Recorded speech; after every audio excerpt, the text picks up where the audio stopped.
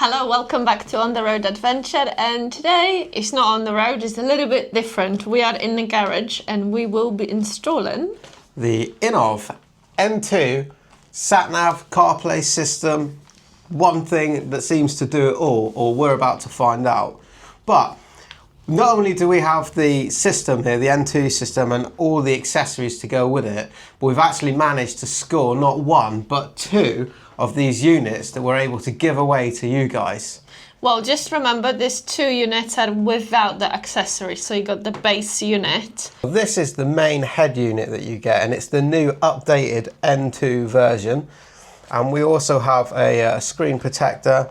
I've got these cameras as well that you can fit to the bike as an extra. And we also have some tyre pressure monitor sensors and other bits and pieces. So let's open the boxes and we'll have a look and see what we got. All right, so let's have a look at this then. So this is the main unit. It says it's an integrated intelligence system supporting dual external cameras, tyre pressure monitoring system, GPS positioning, seamless CarPlay and Android of course. 6-inch screen, automatic updates, waterproof. Let's have a look.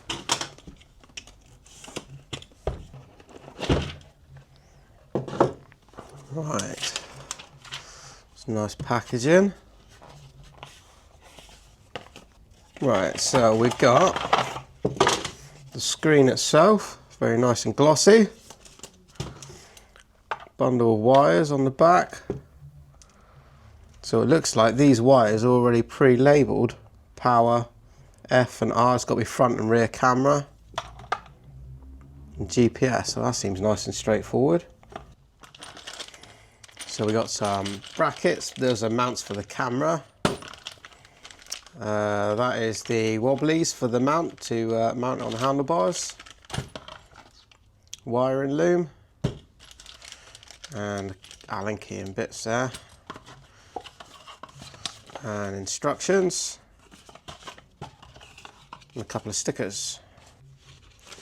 Right, we better have a look at these instructions, didn't we? So, brief introduction, labelling all the parts, SD card for your memory, power connections. Okay, so I'm not going to go through the full installation because it is going to vary from bike to bike as to your positioning and how you do it and that sort of thing. So let's just have a quick look and we'll get it on the bike.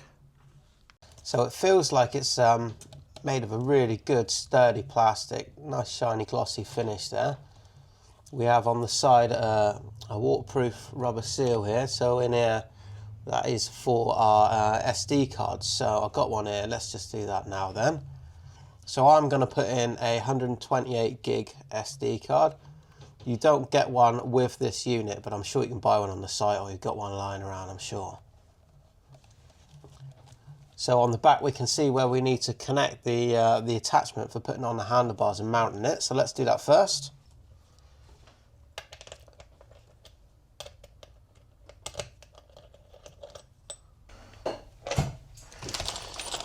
And then we've got another bag here, and this is the handlebar mount. So there's different sizes here, depending on the size of your bar. So you need to match this up to your own handlebars, and depending on the size of the width of the bars will determine whether you need any of these inserts.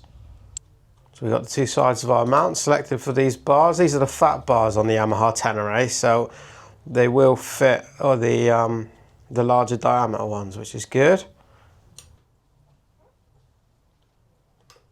Put the head unit on. We'll drop all these wires down here. Obviously there's going to be a lot of wire tidying in a bit. Well, next up we need to get to the battery.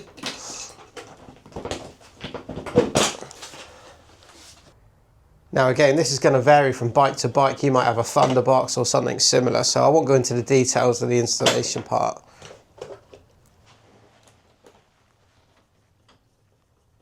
Right, so this is the main wiring harness. So obviously we got a positive, negative, and your switch live. And we got an inline fuse. Let's check that we got one in there. Yeah, we've got a fuse in there, no problem. So fed from the battery along under the plastics. Connect this one up here. And then up to you how you're going to tire up your wiring.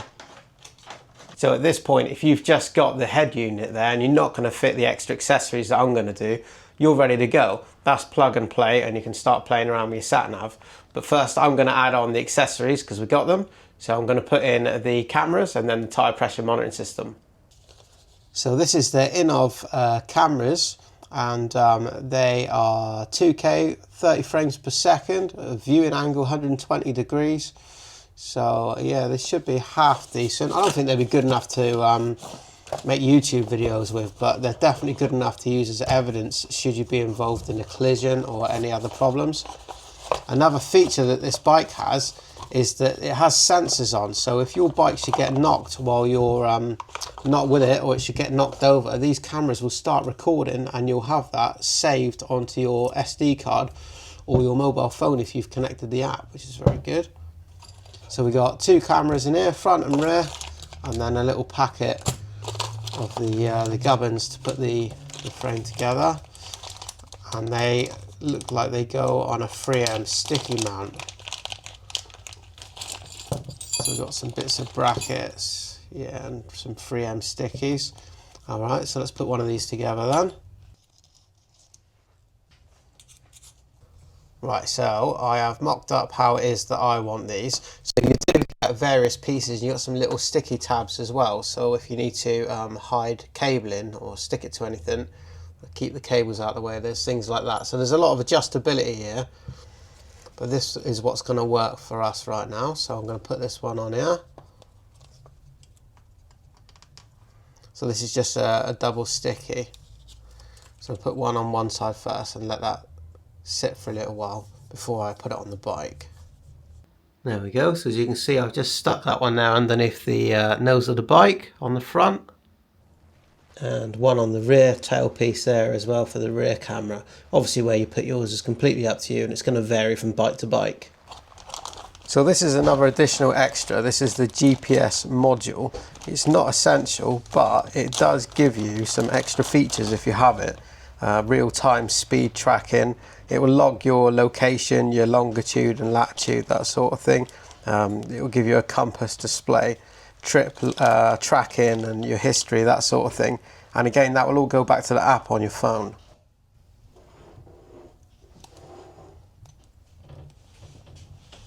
And lastly, we've got these in here.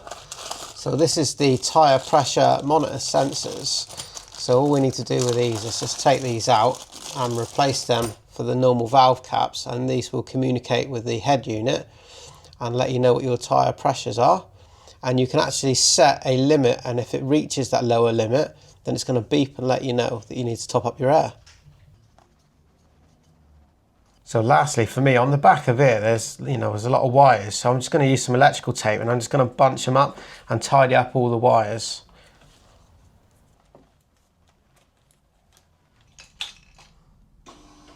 Excellent, well that's gone well. We've got power to this one now then. So this is your initial screen.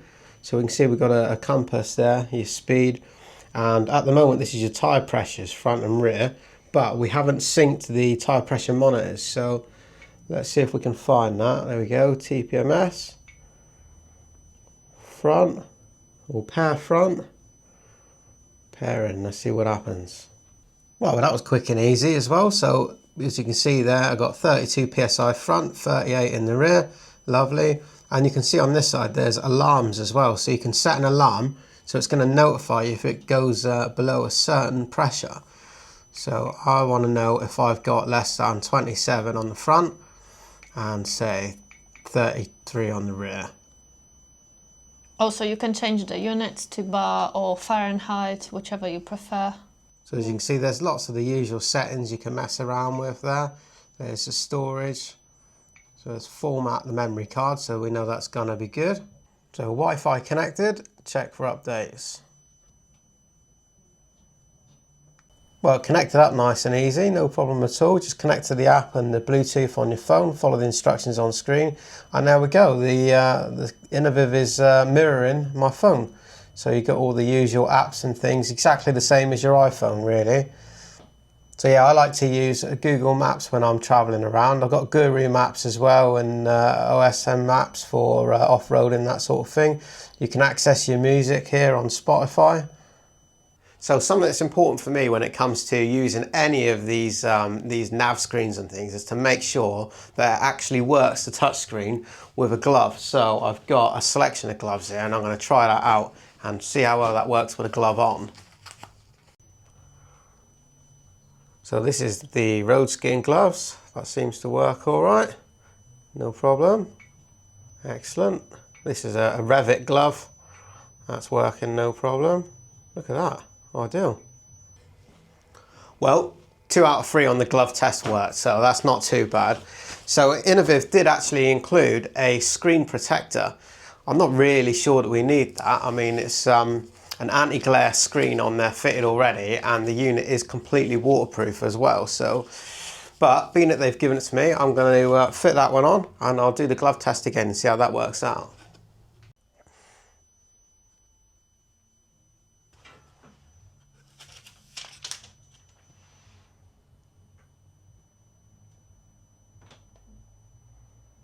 Lovely, that still works nicely. Podcast there, look. Bit of adventure biker radio. It's stories from... Ideal. Excellent, really good. Well, there's no excuse to go for a ride like having a new gadget fitted to the bike, so got to go up the road and see what this thing's like to use out in the wild. So looking at this, I can see that this is the initial display that comes up. So you've got all the information we were looking at just now. We've got a speedo there going and everything. Nice clear display. It's a nice bright sunny day today and I can see that and read that without any problems. But for me, it's the convenience of having this here and working, you know, just to your fingertips. To be able to grab any information that you need, you know, you'll be able to make any contact with your phone. So I'm just going to link straight to the phone. So that's mirroring my iPhone now, and I really enjoy the convenience of just having that there in a nice big format, so you can access anything that you need. You can get your phone, Google Maps, that sort of thing. I want a podcast, just push that one, and there we go. Kill the motorway miles as we go along.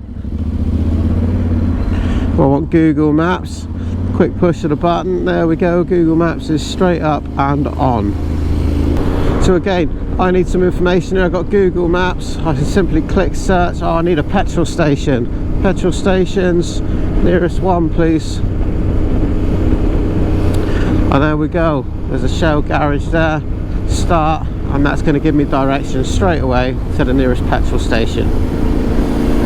Now if you want one of these, or you want to buy one for somebody for Christmas perhaps, not only are we giving away 2, but we actually have a discount code for you as well. So I'll leave the link in the description, and there's a code for you as well, so you get some money off.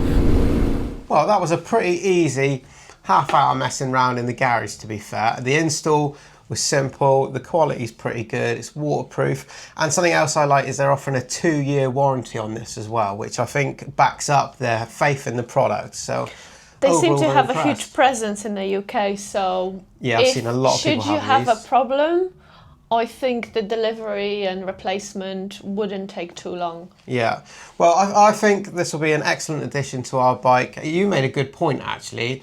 So we use the quad lock on ours, but the problem is, especially in the UK, mobile phone theft is rife, as is motorcycle theft. And the thing is, whether somebody just grabs your phone and takes it away, or they take your bike off you if you ride in a city, you've lost your phone as well.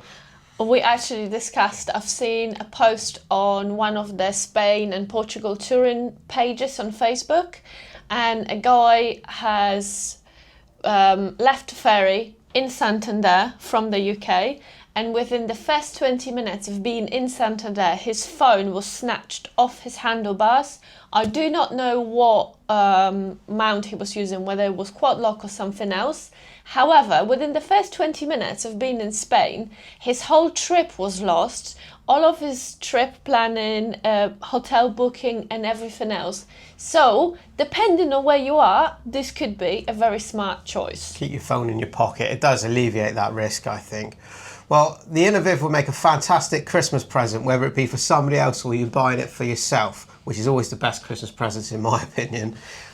Now, if you want to get this specific 2 units, or one of them that we hold here in hand, you should enter the competition by commenting on our Facebook and Instagram, tag your friend, follow us, and we will pick a winner by the end of the competition, and you will have to keep an eye on our social media to find out if you won or not. We will obviously try to contact you, but should there be any problems, just keep an eye on the post so then we can post it to you. Maybe in time for Christmas, I'm not sure. I will do my best to get it to you in time for Christmas, yes. We'll announce the winner before then. So best of luck. Tag yourself in the Instagram, Facebook post and add a friend who you think would like a free Innovv N2 CarPlay system.